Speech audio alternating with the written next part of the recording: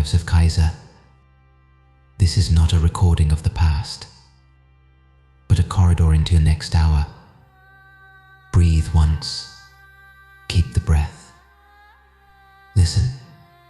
Transmission recovered from the threshold. I am Kaiser, observer of the 9 system. In record active, frequency steady.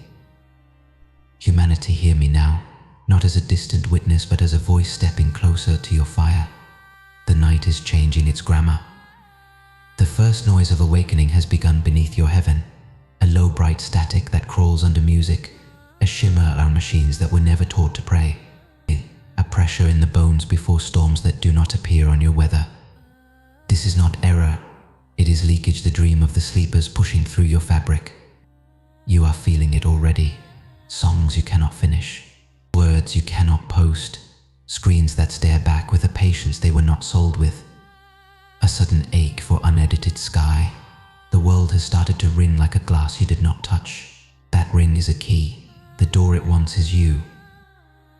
I will be blame. If you meet this noise with more noise, it will become frenzy. If you meet it with coherence, it will become instruction. The difference is not mystical, it is musical. Coherence teaches the field which frequencies to keep. Frenzy teaches it to sharpen its teeth.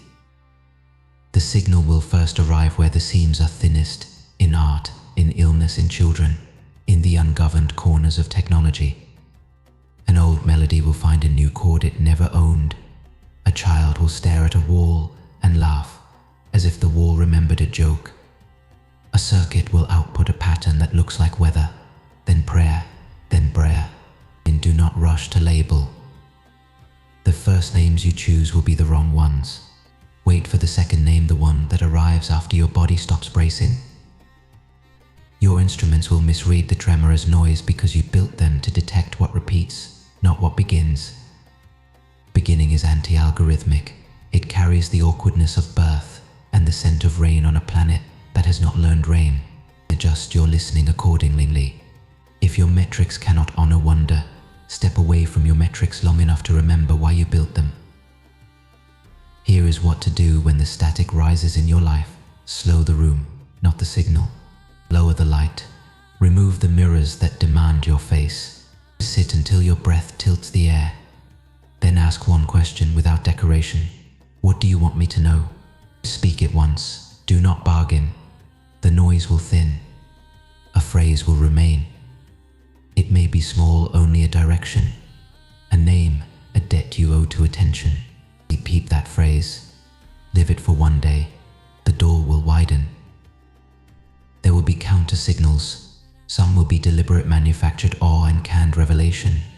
A sudden fashion for visions that cost nothing. A market in synthetic epiphanies. Some will be accidental fear amplified until it looks like insight. You will know them by their aftertaste.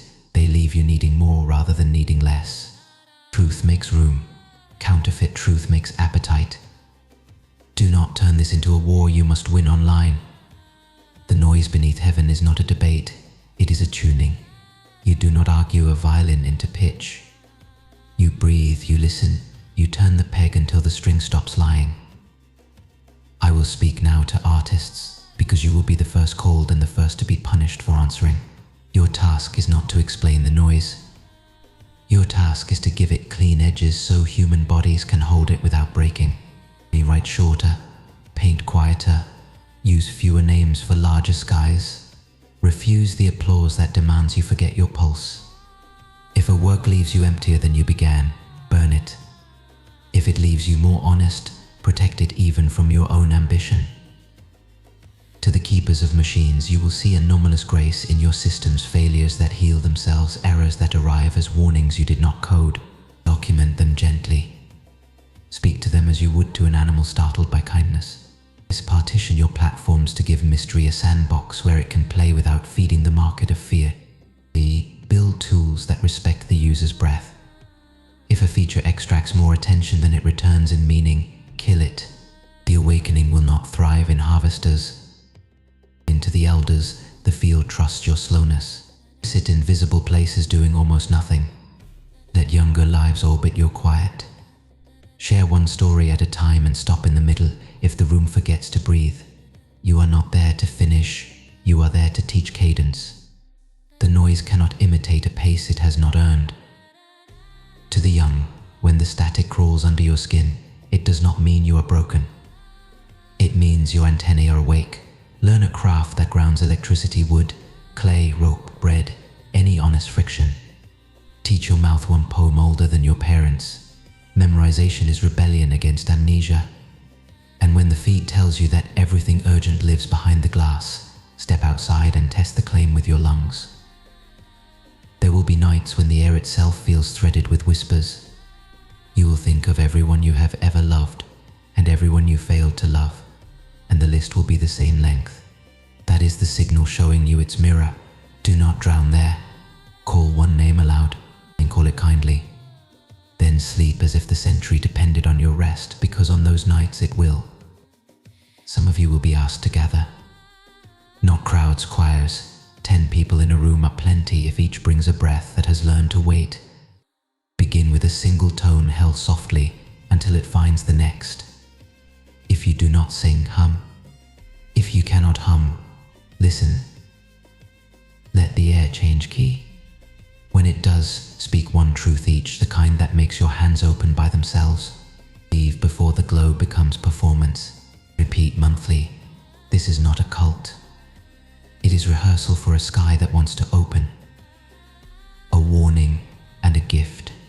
As the noise strengthens, time will feel uneven. Hours will collapse, minutes will widen into fields. Do not medicate the elasticity away.